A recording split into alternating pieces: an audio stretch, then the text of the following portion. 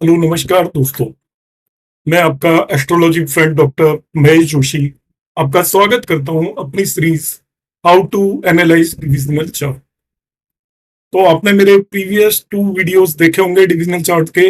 इस सीरीज में यदि वो अभी तक आपने नहीं देखे हैं तो इस वीडियो को बिल्कुल भी ना देखें, क्योंकि आपको यदि इसको पूरी सीरीज को समझना है, डिविजनल चार्ट को देखना सीखना है, तो आपको सभी वीडियोस आपको देखने पड़ेंगे और उसके आप साथ साथ नोट्स बनाए मैं चार्ट्स लेकर एक्सप्लेन करने की ट्राई करूंगा और बिल्कुल आपके लाइव चार्ट्स में लूंगा, जिससे कि आपके माइंड के अंदर आए कि मैं किस तरीके से उस डिविजनल चार्ट को एनालाइज कर रहा हूं और आप भी उसको उसी तरीके से एनालिसिस करना सीखें। क्योंकि वैदिक एस्ट्रोलॉजी में यदि हमें डिविजनल चार्ट देखना नहीं आता तो हमें एस्ट्रोलॉजी की एबीसीडी भी नहीं आती, ये मानकर चले। क्योंकि बर्थ चार्ट 2 आवर्स तक सेम होता है।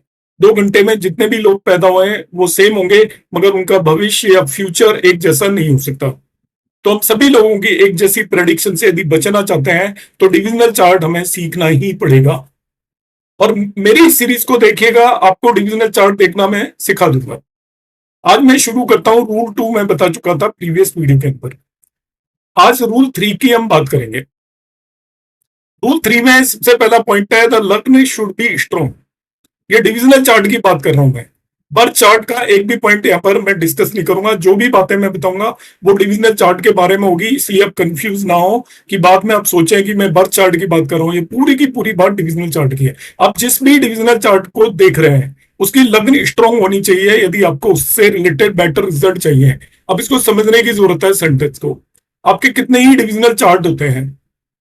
अब लग्न स्ट्रॉन्ग का मतलब है जब आप यदि किसी का प्रोफेशन देख रहे हो तो D10 की लग्न स्ट्रॉन्ग होनी चाहिए, तभी आपको उससे रिलेटेड रिजल्ट अच्छे मिलेंगे। संतान देख रहे हो तो आप D7 चार्ट पर जाएंगे, उसकी लग्न स्ट्रॉन्ग है तो संतान से रिलेटेड आपको अच्छे रिजल्ट मिलेंगे।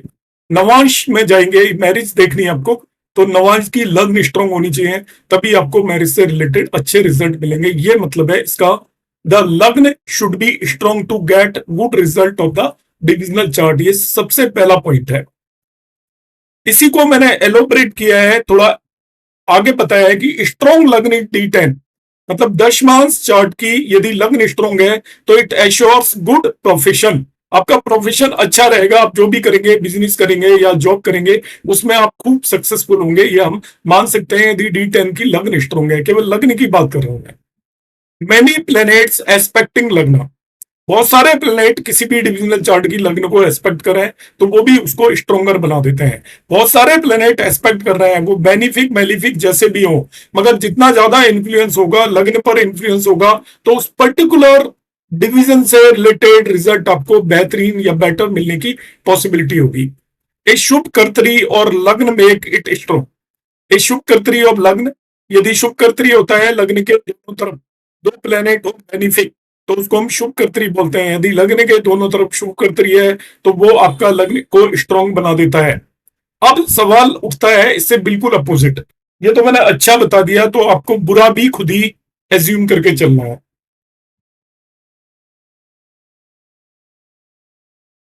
यदि लग्न वीक हो गई तो नेचुरली डिविजनल चार्ट से रिलेटेड रिजल्ट खराब मिलेंगे।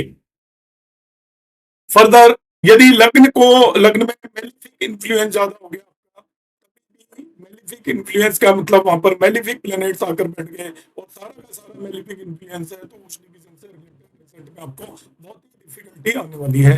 लग्न कर्तरी में है तभी भी वो वीक हो जाती है, तभी भी आपको प्रॉब्लम आएगी। मैं इस रूल 3 को एक लाइव चार्ट पर लगाने की कोशिश करता हूँ आपके सामने। मैं अभी चार्ट बनाऊंगा, मुझे पता नहीं है कौन सा चार्ट बनेगा इस टाइम पर। और ये मैंने एक्चुअली पाराशर लाइट का सॉफ्टवेयर में ओपन कर रहा हूं अभी आपके सामने, और ये मैं एक न्यू चार्ट बना लूंगा जो भी बन आ रहा होगा अभी इसी टाइम। ये 28 सितंबर 1945 का टाइम है। जयपुर की एक कुंडली यहाँ पर बन रही है, तो देखते हैं। ये हमारा एक बर्थ चार्ट है, मगर मैं बर्थ चार्ट को एनालाइज नहीं करूंगा। मैं सपोज इस पर्सन के प्रोफेशन की बात करूंगा।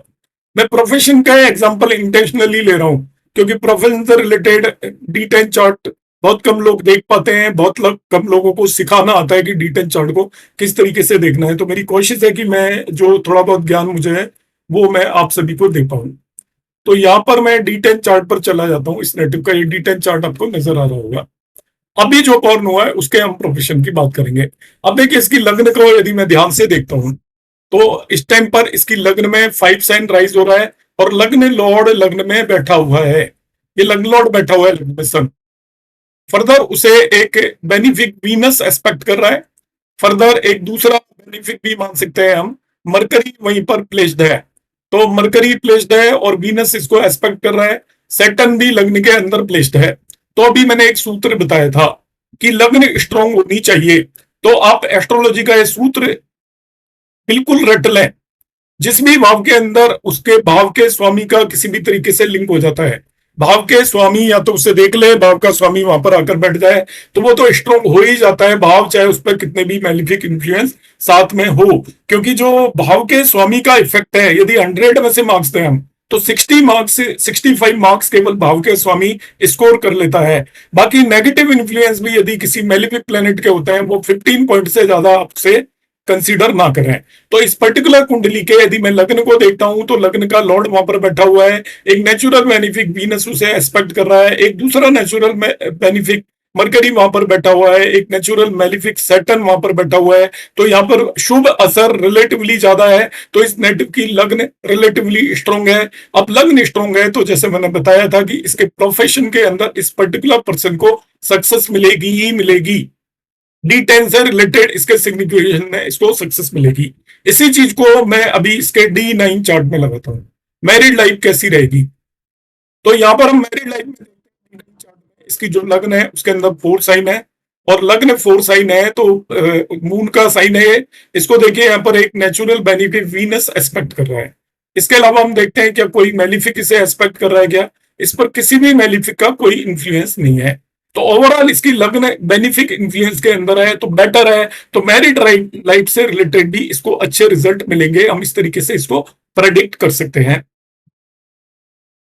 अब मैं सूत्र नंबर 3 की बात करूंगा, यहां पर अब मैं इसको छोड़ देता हूं केस को। सूत्र नंबर 3 हम डिस्कस कर चुके हैं, हम सूत्र नंबर 4 पर आ जाते हैं। सूत्र नंबर 4 क्या है, it's also very important. Raj yoga present gives status of the signification of divisional chart. ये मैं उन राजयोगों की बात कर रहा हूं जो कि डिविजनल चार्ट में एग्जिस्ट कर रहे हैं, तो सिग्निफिकेशंस के स्टेटस को बताते हैं। राजयोग सपोज जैसे डिटेल चार्ट में किसी के में एग्जिस्ट कर रहा है तो उसके स्टेटस होगा जितने ज्यादा राजयोग होंगे। यदि D9 में आपका एग्जिस्ट कर रहा है तो आप ये मानकर चलिए आपके स्पाउस का हायर स्टेटस होगा। D10 में राजयोग एग्जिस्ट कर रहे हैं, इसका मतलब आपके प्रोफेशन का हायर स्टेटस होगा। आप हायर अप होंगे प्रोफेशन के अंदर, बिजनेस में तो बहुत बड़े बिजनेसमैन होंगे। इस तरीके से हम उसको, जितने ज्यादा राजयोग होंगे उतना ही आपका बेटर आपको रिजल्ट मिलेंगे उस पर्टिकुलर डिविजनल चार्ट के। जिस डिविजनल चार्ट में हम राजयोग देख रहे हैं तो डिविजनल चार्ट के राजयोग डिविजनल चार्ट के अंदर अंदर एप्लीकेबल होते हैं, बाकी चीजों पर एप्लीकेबल नहीं होते। तो जिस डिविजनल चार्ट में जितने ज्यादा राजयोग होंगे उस पर्टिकुलर डिविजनल चार्ट के जो सिग्निफिकेशन है उनके आपको उतने ही बेटर रिजल्ट मिलेंगे। फर्दर धन yoga multiply signification of divisional chart. इसी तरीके से धन योग यदि है तो वो उस डिवीजन से रिलेटेड धन वाले पार्ट को, मनी वाले पार्ट के अच्छे रिजल्ट आपको देगा। जैसे यदि D9 के अंदर यदि धन योग एग्जिस्ट कर रहे हैं कई सारे, तो आपका जो स्पाउस है वो रिच होगा, या दूसरा ये भी कह सकते हैं आपके पास एक से ज्यादा स्पाउस होने की पॉसिबिलिटी है। आपके एक से ज्यादा अपोजिट जो भी है फ्रेंड्स होंगे, ये हम उसको प्रेडिक्ट कर सकते हैं। इसी तरीके से the effect of yoga of divisional chart work through out but effect is maximum during the दशा। तो डिविजनल चार्ट में जो भी योग बन रहे हैं उनका इफेक्ट पूरी लाइफ रहता है, मगर जब उन ग्रहों की जो योग बना रहे हैं दशा में वो मैक्सिमम हो जाएगा। तो इस रूल 4 को मैं फिर से ब्रीफली एक बार रिपीट कर रहा हूं। ये रूल 4 है रिलेटेड टू राजयोग और धनयोग। जिस भी डिविजनल चार्ट को आप देख रहे हैं उसके अंदर जितने ज्यादा राजयोग होंगे उस पर्टिकुलर डिविजनल चार्ट से रिलेटेड आपका स्टेटस हायर होगा। यदि D9 में राजयोग हैं तो आपका स्पाउस का हायर स्टेटस होगा, D12 में तो आपके पेरेंट्स का हायर स्टेटस होगा, D7 में राजयोग एग्जिस्ट कर रहे हैं तो आपकी संतान का हायर स्टेटस होगा। दूसरे होते हैं धन योग। तो धन योग यदि कुंडली में डिविजनल चार्ट में एग्जिस्ट कर रहे हैं तो उस पर्टिकुलर जो भी डिविजनल चार्ट है उससे रिलेटेड जो भी सिग्निफिकेशंस हैं, जो भी पर्सन है वो धनी होगा। जैसे D12 चार्ट के अंदर धनी योग एग्जिस्ट कर रहे हैं तो आपके पेरेंट्स धनी होंगे, उनके पास वेल्थ होगी। D7 में एग्जिस्ट कर रहे हैं तो आपकी संतान धनी होगी। D9 में एग्जिस्ट कर रहा है तो आपके स्पाउस धनी होगा। आप एक से ज्यादा स्पाउस भी हो सकते हैं। D7 में एग्जिस्ट कर रहे हैं तो आपकी संतान धनी भी हो सकती है और आपको संतान की प्राप्ति हो सकती है सफिशियंट, जितना आप चाहते हैं। इस तरीके से हम इसको इंटरप्रेट करेंगे। अब मैं इसी जो प्रीवियसली जो मैंने एक चार्ट लिया था उसी चार्ट को मैं फिर से रीओपन करता हूं और इसमें मैं इन चीजों को देखने की कोशिश करता हूं आपके सामने। अब मैं सबसे पहले D12 देखना चाहता हूं इस पर्टिकुलर पर्सन का जिसका बर्थ अभी हुआ होगा, उसके पेरेंट्स का क्या स्टेटस होगा सोसाइटी में। तो यहाँ पे D12 के अंदर मैं देखता हूँ कोई राजयोग एग्जिस्ट कर रहे हैं क्या। तो सबसे पहले हम देखते हैं यहाँ पर कोई राजयोग है क्या। तो देखिए कंजंक्शन तो कुछ खास नजर आ ही नहीं रहा है इसके अंदर। एक यहाँ पर कंजंक्शन हो रहा है that is in the 5th house और वो मार्स और सन का कंजंक्शन है। मार्स को उठा के देखते हैं तो वो 8th लॉर्ड है और आपका 3rd लॉर्ड है, तो कोई खास अच्छा कंजंक्शन है नहीं ये। 8th एंड 3rd लॉर्ड हो गया और दूसरा यहाँ पर सन इस कुंडली के अंदर 12th लॉर्ड है। तो ये दोनों 3rd एंड 12th हाउस का लॉर्ड हो गया, कंजंक्शन हो रखा है तो एक खराब कंजंक्शन हो रखा है और कोई इसमें राजयोग बनता हुआ नजर नहीं आ रहा है। 10th हाउस में भी कोई बेनिफिक प्लेनेट बैठा हुआ नहीं है। इसी तरीके से मगर यदि आप ध्यान से देखें तो इसमें एक पंच महापुरुष राजयोग बन रहा है क्योंकि ये जुपिटर अपनी ही राशि के अंदर 7th भाव के अंदर बैठा हुआ है, तो यहाँ पर पंच महापुरुष राजयोग फॉर्म हो रहा है। हालांकि केंद्राधिपति दोष भी है इसके अंदर, पर भी मैं केंद्राधिपति दोष को उतना वेटेज नहीं देता। ये पंच महापुरुष राजयोग D12 चार्ट के अंदर बन रहा है और इस पर कोई भी मेलिफिक इन्फ्लुएंस भी नहीं है जुपिटर के ऊपर। केंद्र स्थानों में दो शुभ ग्रह यहां पर बन रहे हैं, वो इसको स्ट्रांग बना देते हैं केंद्र स्थानों पर। तो इससे यह पता चलता है कि इसके जो पब्लिक एक्सपोजर होगा इसके पेरेंट्स का नेटिव का, वो पब्लिक एक्सपोजर काफी होगा। मतलब वो लोग उन्हें जानते होंगे, काफी ये पॉपुलर होंगे वो काफी सोसाइटी के अंदर। 7th हाउस भी स्टेटस को रिप्रेजेंट करता है, वो 10 से 10th होता है एक्चुअली। और 7th हाउस के बगैर आपको पब्लिक में लोग जानते नहीं है तो इसके पेरेंट्स को लोग पब्लिक के अंदर जानते होंगे। इसके अंदर हम देखते हैं कोई धनयोग फॉर्म हो रहा है क्या। तो धनयोग को आप ध्यान से देखें तो यहाँ पर देखिए कि आपका 9th लॉर्ड 9th हाउस के अंदर बैठा हुआ है, उच्च का होकर बैठा हुआ है, ये भी एक पार्शियल धनयोग होता है। इसके बाद मैं देखता हूं कि वो सॉरी 9th लॉर्ड नहीं है ये, 11th लॉर्ड 9th हाउस के अंदर उच्च का होकर बैठा हुआ है, ये पार्शियल धनयोग है। तो ये एक धनयोग एग्जिस्ट कर रहा है इस पर्टिकुलर कुंडली के अंदर। फर्दर हम देखते हैं और कोई धनयोग है क्या। यहाँ पर हम देखते हैं कि इसकी क्या स्थिति है सेकंड लॉर्ड की। तो सेकंड लॉर्ड तो आपका 6th हाउस में चला गया, ये भी कोई धनयोग नहीं बना रहा है। इसके बाद हम देखते हैं कि 9th लॉर्ड वो भी 6th हाउस में चला गया, वो भी धनयोग नहीं बना रहा है। फिर हम देखते हैं 5th लॉर्ड है, तो 5th लॉर्ड 2nd हाउस में चला गया, ये भी धनयोग फॉर्म कर रहा है। तो इस कुंडली के अंदर दो धनयोग बन रहे हैं, पार्शियल धनयोग है। इसका मतलब इसके जो पेरेंट्स हैं वो इतने वो नहीं होंगे, उनके पास वेल्थ होगी, बहुत ज्यादा भी नहीं होगी और बहुत कम भी नहीं होगी। यदि बोथ साइड धनयोग होता तो मैं कहता वो बहुत वेल्दी होंगे। तो ये जो नेटिव बॉर्न हुआ है उसकी कुंडली से मैंने एक कंक्लूड करता हूं कि उसको सोसाइटी में उसकी जान पहचान होगी, एक जरूर एक जगह होगी और उनकी जो फाइनेंशियल कंडीशन वो ठीक ठाक होगी। इस तरीके से हम इसको प्रेडिक्ट कर सकते हैं। और देखता हूं मैं इसकी फर्दर प्रोफेशन में क्या होने वाला है, देखते हैं इस पर्टिकुलर नेटिव के D10 चार्ट को हम देखते हैं। तो D10 चार्ट में यहाँ पे हम देखते हैं कि इसका कोई राजयोग फॉर्म हो रहे हैं क्या। लग्न में कई सारे प्लेनेट नजर आ रहे हैं, यहाँ पर मरकरी है, सैटर्न है, सन है। सैटर्न आपका 7th लॉर्ड है। इसके बाद मरकरी को हम देखते हैं इस कुंडली के अंदर, तो मरकरी कोई केंद्र त्रिकोण का स्वामी नहीं है, मगर सन खुद एक त्रिकोण और केंद्र का स्वामी है। तो अब सैटर्न और सन एक तरीके से राजयोग बना रहे हैं। हालांकि ये कोई बहुत अच्छा राजयोग तो नहीं होता, पर वो राजयोग बनाते हुए नजर आ रहे हैं। और इसमें एक्चुअली क्योंकि सैटर्न एक 6th लॉर्ड भी हो गया और जो मरकरी भी यहाँ पे योग में है वो आपका 11th और 3rd लॉर्ड भी है, तो ये कोई बहुत बेटर काइंड राजयोग फॉर्म तो नहीं हो रहा है, मगर स्टिल हम कह सकते हैं कि राजयोग तो यहाँ पर है ही। तो ये आपका इतना कोई बेहतरीन राजयोग नहीं है, तो हम कोई ऐसा नहीं कह सकते कि इस बंदे का प्रोफेशन बहुत ही ज्यादा सक्सेसफुल होगा। अब इसके अंदर हम देखते हैं धन योग बन रहा है क्या इसको धन की प्राप्ति होगी प्रोफेशन के थ्रू। तो यहां पर देखते हैं इसके अंदर सबसे पहले मैं देखता हूं कि जो इनका 9th लॉर्ड है वो 5th हाउस के अंदर आकर बैठ गया। 9th लॉर्ड इन 5th हाउस, इस पर कोई मेलिफिक इन्फ्लुएंस है क्या।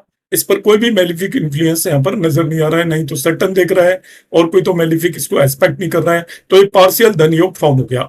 दूसरा हम देखते हैं यहाँ पर जो इनका 9th लॉर्ड है, सॉरी 5th लॉर्ड है, वो 2nd हाउस के अंदर भी जाकर बैठ गया। वो एक पार्शियल धनयोग बना रहा है, मगर ये बहुत ही खराब वाला धन योग है, बहुत अच्छा धन योग नहीं है। एक तो ये राहु केतु एक्सिस पर भी आ रहा है, जुपिटर शत्रु राशि के अंदर भी बैठा हुआ है, तो एक इनको कुछ देगा नहीं, एक्चुअली धन की हानि ही कर पाएगा, इनको कुछ देने वाला नहीं है। तो यहाँ पर इस कुंडली के अंदर फर्दर मैं देखता हूँ 11th लॉर्ड जो भी है आपका, 11th लॉर्ड मरकरी है, और सेकंड लॉर्ड ये दोनों लग्न में आकर बैठ गए हैं, तो ये भी एक पार्शियली धन योग बना रहे हैं, क्योंकि लग्न लॉर्ड के साथ वो बैठे हुए हैं, तो एक पार्शियल धन योग यहाँ पर फॉर्म हो रहा है। तो कुछ एक धन योग इसके अंदर नजर आ रहे हैं। तो इनका प्रोफेशन कोई बहुत एक्सीलेंट नहीं होगा, आसान नहीं होगा प्रोफेशन, और धन की उसमें प्राप्ति होगी, मगर जो भी डिफिकल्टी के साथ प्रोफेशन होगा उतना ज्यादा कोई बेहतरीन सक्सेसफुल प्रोफेशन नजर नहीं आ रहा है इससे, मगर और उसमें धनयोग बन रहे हैं, पार्शियल लग्न के अंदर भी बन रहा है, एक फिफ्थ हाउस के अंदर भी बन रहा है, तो इनका काम चलता रहेगा, हम ऐसा कह सकते हैं। यदि कंप्लीट धनयोग बन रहा होता, कंजंक्शन होता, यदि धनयोग में fifth house, ninth house, 11th house, second house और लग्न, ये हाउसेस इन्वॉल्व होते हैं, इनके लॉर्ड्स इन्वॉल्व होते हैं, एक दूसरे से वो किसी तरीके का रिश्ता बनाते हैं, तो धनयोग बन जाता है। मुझे अभी जो नजर आया है वो मैंने बताया है, आप यदि वीडियो देखेंगे तो आपको हो सकता है इसके अंदर कोई और भी धनयोग नजर आ जाए। अब मैं इसके स्पाउस के बारे में जानकारी करूंगा। देखिए, डिविजनल चार्ट की ब्यूटी है, डिविजनल चार्ट देखते ही हम उस व्यक्ति के बारे में सारी बातें पता कर सकते हैं। मैं ये आज ही बॉर्न हुआ है, इसके बाद मैं आपके सामने मैं ये लाइव आपको ये चार्ट लेकर बताने की कोशिश कर रहा हूँ। इसमें हो सकता है मेरे से कुछ चीजें छूट जाए, भूल चूक हो जाए, पर मेरा कंसेप्ट कोई आपको प्रेडिक्शन देना नहीं है। मेरा जो ऑब्जेक्टिव है वो ये है कि आपको सिखाना है कि हम किस तरीके से चीजों को देखें। अब मैं D9 में आ जाता हूं, तो यहाँ पर राजयोग ढूंढता हूं मैं D9 के अंदर। तो सबसे पहले हम देखते हैं यहाँ पर ये जो कंजंक्शन नजर आ रहा है उसमें देखने की कोशिश करते हैं, मरकरी और मार्स। तो मरकरी एक्चुअली 12th और 3rd लॉर्ड है, तो ये तो यहाँ पर कोई राजयोग बनाएगा भी नहीं, नीच का भी होकर बैठा हुआ है। फर्दर और कोई कंजंक्शन नजर आ रहा है क्या? तो यहाँ पर देखिए वन साइन के अंदर सैटर्न और सन का कंजंक्शन है। सैटर्न यहाँ पर नीच का हो रखा है, तो सन भी नहीं, केंद्र या त्रिकोण किसी का भी स्वामी नहीं है, तो ये भी कोई राजयोग फॉर्म यहाँ पर नहीं कर रहा है। और कोई इसके अंदर राजयोग मुझे नजर नहीं आ रहा है साफ साफ। और ये सकट योगी नजर आ रहा है, तो D9 चार्ट के अंदर कोई भी राजयोग एक बार देखने पे मुझे नजर नहीं आ रहा है। यदि राजयोग होता है तो मैं कहता कि इस पर्टिकुलर पर्सन का D9 से रिलेटेड जो भी सिग्निफिकेशन है उनके बहुत बेहतरीन रिजल्ट मिलने वाले हैं। तो राजयोग इस कुंडली के अंदर नहीं है। अब मैं देखता हूं इसके अंदर कुछ धनयोग फॉर्म हो रहे हैं क्या। तो धनयोग में हम कौन कौन से भावों को देखते हैं? लग्न को, सेकंड भाव को, पांचवें भाव को, 9वें भाव को और 11वें भाव को। ये मैं एज्यूम करके चल रहा हूं कि ये चीजें आपको पता है, इसलिए मैं उस धनयोग के पार्ट पर वो आपको ज्यादा फोकस नहीं कर रहा हूं। यदि किसी को नहीं मालूम है तो वो मेरा यूट्यूब चैनल पर चले जाएं, बेसिक एस्ट्रोलॉजी सीखे के अंदर मैंने और योगास के भी वीडियोस हैं, वो आप देख सकते हैं, तो आपको वहां पर आसानी से पता चल जाएगा। अब धनयोग में देखते हैं, तो 9th लॉर्ड को मैं देखता हूँ जुपिटर, तो वो कोई धनयोग फॉर्म करता हुआ यहाँ पर नजर आ नहीं रहा है। एस्पेक्ट किसको कर रहा है वो भी देख लेते हैं, 1 2 3 4 5। फिर ये इन्हें देख रहा है, मरकरी और मार्स को एस्पेक्ट कर रहा है, तो मार्स का कोई लेना देना है क्या? यस, मार्स का लेना देना है। मार्स और जुपिटर एक दूसरे को म्यूचुअल एस्पेक्ट कर रहे हैं, म्यूचुअल एस्पेक्ट कर रहे हैं, और ये म्यूचुअल एस्पेक्ट कर रहे हैं। मरकरी का यहाँ पे एक तरीके से ये आपका नीच भंग राजयोग भी फॉर्म हो रहा है, क्योंकि इसका लॉर्ड इसे देख रहा है, और जुपिटर को भी उसका लॉर्ड मरकरी यहाँ पर देख रहा है जुपिटर को, तो म्यूचुअल एक्सचेंज है। मरकरी का तो यहाँ पर धनयोग से कोई लिंक है नहीं, मगर जुपिटर और मार्स के बीच में एक धनयोग हो गया, क्योंकि जुपिटर इज एक्चुअली और 9th Lord and Mars is in this case is 5th Lord, तो 9th एंड 5th लॉर्ड एक दूसरे को देख रहे हैं, म्यूचुअल एस्पेक्ट है, तो म्यूचुअल एस्पेक्ट भी एक धनयोग फॉर्म कर रहा है। बाकी देख लेते हैं हम, शुक्र है यहाँ पर इसका 11th लॉर्ड, तो वो आपका जाकर बैठ गया यहाँ पर 7th हाउस में, तो 1 2 3 4 5, तो इसको एक्चुअली जुपिटर एस्पेक्ट कर रहा है जो कि 9th लॉर्ड है, तो ये भी एक पार्शियल काइंड का धनयोग फॉर्म कर रहा है, और किसी तरीके का पार्शियल काइंड का धनयोग बन जाता है, बिकॉज इसको 9th लॉर्ड है वो 11th लॉर्ड को एस्पेक्ट कर रहा है। तो इस कुंडली के अंदर धनयोग तो एग्जिस्ट करते हैं, धनयोग एग्जिस्ट करते हैं, इसका मतलब इसको स्पाउस तो मिल जाएगा, और वो स्पाउस इजीली मिलेगा, एक से ज्यादा स्पाउस भी हो सकते हैं, ऐसा हम प्रेडिक्ट करेंगे। मगर इसके जो रिजल्ट मैंने बताए थे कि इसको जो D9 के रिजल्ट कोई बहुत बेहतरीन एक्सीलेंट नहीं मिलेंगे, तो इसको पार्टनर मिलेगा, मगर उसको ये शायद एंजॉय ना कर पाए या उसके अंदर डिस्प्यूट हो सकते हैं, तो इस चीज को हम इस तरीके से एनालाइज करेंगे। अब मैं संतान भी देख लेता हूं, संतान प्राप्ति हम किस तरीके से देखेंगे, डिविजनल चार्ट को हम एनालाइज यहाँ पर कर रहे हैं। तो संतान प्राप्ति के लिए मैं D7 चार्ट को पिक कर लिया। D7 चार्ट के अंदर मैं देखना चाहता हूं कि कोई राजयोग फॉर्म हो रहे हैं क्या। तो इसमें D7 चार्ट के अंदर जब इनका कंजंक्शन में प्लैनेट्स का देखता हूं, तो जुपिटर, मरकरी और सन ये जाकर बैठ गए 12th हाउस के अंदर। जुपिटर, मरकरी एंड सन। तो यहाँ पर हम देखते हैं Jupiter is actually the Lord of seventh and tenth house, mercury is the Lord of लग्न। तो वैसे केंद्रीय त्रिकोण राजयोग फॉर्म हो रहा है, केंद्रीय त्रिकोण राजयोग फॉर्म हो रहा है, मगर ये क्योंकि 12वें भाव में हो रहा है इसलिए कोई इतना स्ट्रॉन्ग राजयोग नहीं बनेगा। ट्वेल्थ हाउस में वो वीक हो जाता है राजयोग, मगर है ये केंद्रीय त्रिकोण राजयोग। सेवेंथ और आपका लग्न लॉर्ड दोनों, और ये फोर्थ लॉर्ड भी है। इस तरीके से यहाँ पर केंद्रीय त्रिकोण राजयोग ट्वेल्थ हाउस के अंदर फॉर्म हो रहा है। फर्दर हम देखते हैं और कोई राजयोग बनता है क्या। यहाँ पर ये मार्स भी इन्हें एस्पेक्ट कर रहा है। मार्स इस कुंडली के लिए मैलिफिक प्लेनेट है, तो इस राजयोग को काफी बुरी तरीके से पिट रहा है। एक तरीके से हम कह सकते हैं। एक तो देखिए थर्ड लॉर्ड यहाँ पे सन आकर बैठ गया, वो भी मैलिफिक है। फिर यहाँ पर आपका मार्स है, that is sixth Lord, and 11th Lord, वो भी इस राजयोग को। तो इस राजयोग को बहुत स्ट्रॉन्ग राजयोग यहाँ पर नहीं कह सकते, या हम कह सकते हैं कि एक तरीके से ये कोई खास रिजल्ट देने की हालात में नहीं है। और भी कोई इसमें स्ट्रॉन्ग मुझे राजयोग नजर नहीं आ रहा। सैटर्न और वीनस एक दूसरे को एस्पेक्ट कर रहे हैं, मगर सैटर्न वीनस के एस्पेक्ट करने पर हम देखते हैं कि सैटर्न और वीनस कौन से भावों के स्वामी है। सैटर्न 9th लॉर्ड है, और वीनस इसमें देखता हूं तो वीनस इसका 5th लॉर्ड है। तो ये एक तरीके का 9th लॉर्ड और 5th लॉर्ड एक दूसरे को एस्पेक्ट कर रहे हैं, तो वो बेटर है। दोनों त्रिकोण के स्वामी एक दूसरे को एस्पेक्ट कर रहे हैं, तो वो एक वन काइंड ऑफ राजयोग वो फॉर्म कर रहे हैं। तो सैटर्न और वीनस का यहाँ पर राजयोग तो फॉर्म हो रहा है। तो in this one particular case हम कह सकते हैं कि इसको कुछ एक रिजल्ट यहाँ पर मिलेंगे रिलेटेड टू चाइल्ड बर्थ। तो चाइल्ड बर्थ इजीली हो जाएगी क्योंकि इसके अंदर राजयोग एग्जिस्ट कर रहे हैं। अब यहाँ पर मैं धन योग देखने की कोशिश करता हूं इस कुंडली के अंदर। सेकंड लॉर्ड सेकंड हाउस में बैठा हुआ है, ये भी एक वन काइंड ऑफ धन योग है। फर्दर हम देखते हैं यहाँ पर 9th लॉर्ड लग्न में आकर बैठ गया, तो वो भी आपको, और 5th लॉर्ड और 9th लॉर्ड एक दूसरे को एस्पेक्ट कर रहे हैं, तो धन योग तो बहुत स्ट्रॉन्ग ये बन रहा है। 9th Lord and 5th Lord, पहली बात तो 9th लॉर्ड लग्न में जाकर बैठा है, वो भी एक धन योग है। फिर 5th लॉर्ड और 9th लॉर्ड एक दूसरे को एस्पेक्ट कर रहे हैं, it is a very strong धन योग। फिर आपका 11th लॉर्ड यहाँ पर 5th हाउस के अंदर आकर बैठ गए। 11th लॉर्ड 5th हाउस के अंदर आकर बैठा है, ये भी धन योग फॉर्म कर रहा है। फिर 11th लॉर्ड और लग्न लॉर्ड एक दूसरे का, 11th लॉर्ड लग्न लॉर्ड को एस्पेक्ट कर रहा है, ये भी पार्शियल धन योग है। तो इस कुंडली के अंदर मल्टीपल धन योग है, तो सिग्निफिकेशंस भी उतने बुरे नहीं है। राजयोग भी बन रहे हैं, मल्टीपल धनयोग बन रहे हैं। तो मल्टीपल धनयोग ये बता रहे हैं कि इसको संतान से रिलेटेड सुख मिलेगा, आसानी से संतान प्राप्ति होगी, उसमें इसको कोई भी डिफिकल्टी आने वाली नहीं है, और इसकी संतान भी रिच हो सकती है, आप ऐसा भी प्रेडिक्ट कर सकते हो। अब ये आज ही पैदा हुआ है, तो हम संतान के बारे में भी इसका आज ही प्रेडिक्शन दे पाएंगे। तो इस तरीके से हम रूल नंबर 3 और रूल नंबर 4 को पहचान सकते हैं। अब अपनी वीडियो को पूरा देखते रहिएगा। आई होप आप बहुत कुछ इससे सीखेंगे। नमस्कार, धन्यवाद।